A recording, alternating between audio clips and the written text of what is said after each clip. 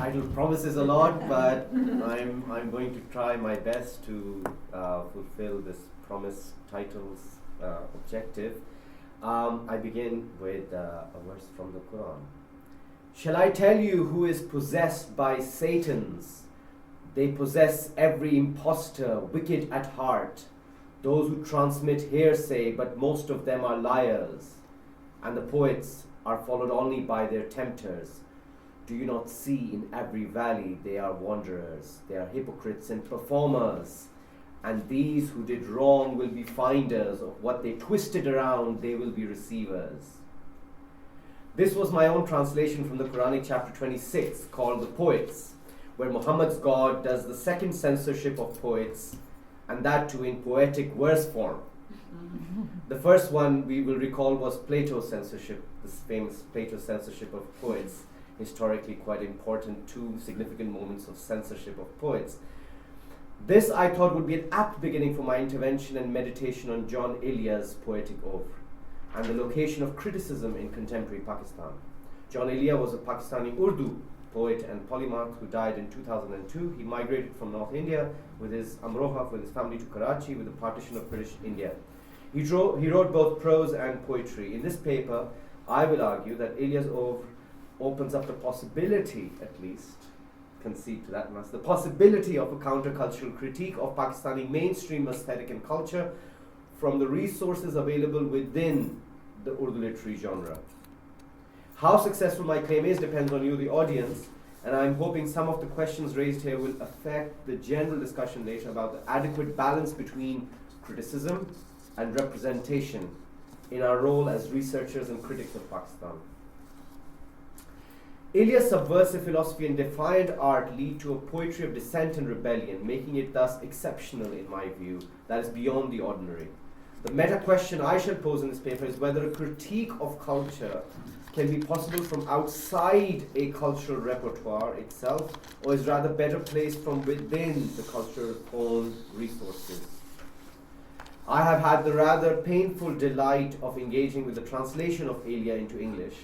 I've translated the collection of short poems called Ramuz that were written between the 1970 and 1990, but published posthumously just last year. These poems are written in the form of mosaic tablets received from on high, described as the new fire, the new burning bush, the new covenant for the new age of humanity. Rather grand, I know, in sound, but these are the ambitions of this short collection of poems. But with that, with what or with whom is this covenant that Elia is drawing with, is the question for me. This contract, this new deal, is in my understanding a deal with the devil, not with God. The Islamic devil, a favorite character of mine, who I have written about and spoken about in other forums, as well, has been a source of incredible and at times remarkable creativity. The poor devil in Islam, unlike the Genesis account in the Bible, has no free will whatsoever. He is damned more than anyone else, awaits tragically for the end of time, so that things can be sorted out again between him and his beloved God, between whom there seems to be a love-hate relationship in the Quranic Genesis account, at least. This complex relationship is a backdrop to unveiling the hidden mysteries of the Ramuz poems, I argue, in taking the position of the missionary of the revered ignorance. Elia simultaneously speaks on behalf of the metaphysical character Shaitan and the physical genealogy of his own bloodline belonging to the family of Quraysh, the family who also gave birth to Muhammad, the founder of Islam, and made life hell for him. I would like to argue that the emotions of resentment are something like my own take on what emotions of resentment are quite central to my own understanding of anthropology, my own understanding of what makes us human and distinguish us from the human animal from non-human animals. Elia, I suggest, would not disagree as he begins his hope tablet with the verse, I have nothing other than reproach and hate. The one who is drinking the blood knows what punishments lie for the species of Adam. I wish to scratch away every resting place of the species of Adam. Elia does not want any contentment for himself or for his listener. No solace is allowed by him. To make aware our own complicity of our crimes against the working classes and the promotion of common human misery is his self-proclaimed mission. He writes, "What is the relationship between the disturbance of lips and the eardrum? The one who speaks is a performer, and the one who listens is selfish. And therefore I perform tonight for your knowledge-thirsty, selfish ears, as Elia proclaims. This anti-theist communist whose existence on this planet could only be justified by lending an ear to the universe and on behalf of it."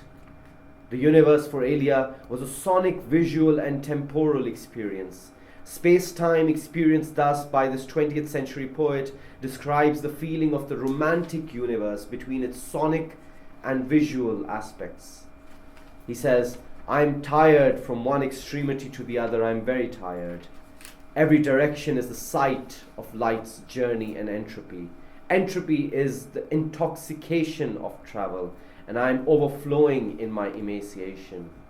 Light's outspokenness is dumb. All of light's desire for hearing is deaf, and in this deafness is silence. A silence in which there lies darkness of sounds." The sonic and the visual are interlaced thus in romantic tension in Elia's poems, a shift in the register of the characters of poetry, romantic poetry in the Urdu tradition. He's subjectively always already present in the midst of this feeling sonic visual universe. Otherwise, he remained forced by his poetic disposition and poverty to live rather a careless embodied existence. In his attempt to describe his physical illness once, he says to his doctor, he claimed, "Imagine the stomach is a house. Yesterday night, the roof of the house caved in." Or if this was not sufficient for narrating his physical pain of gastritis, he explains, "Imagine the stomach is a donkey. The donkey has been rubbing itself in the mud all night." These witty quips are what Elia is quite famous for and quite known in the Urdu critical circles, literary critical circles. But I focus here on his philosophical contribution, on his critical contribution to thought in general. He is knowledgeable in Hebrew, Arabic, Persian tradition, and he is a translator of the Islamic historical texts into Urdu. He works for the Ismaili Institute for many years as a translator for them. So he is well aware and well rooted in the philosophical tradition of South Asian as well as Middle Eastern Islam. But being an anti-theist communist is a strange paradox which he balances off in his poetic expressions. His purpose in the Rumuz is beyond the merely metaphysical, however. He narrates the voice of the eternal martyr who is being dying a million deaths at the hands of the oppressors of each era. The Coffin Tablet writes, "My purpose is firm through every trial and tribulation.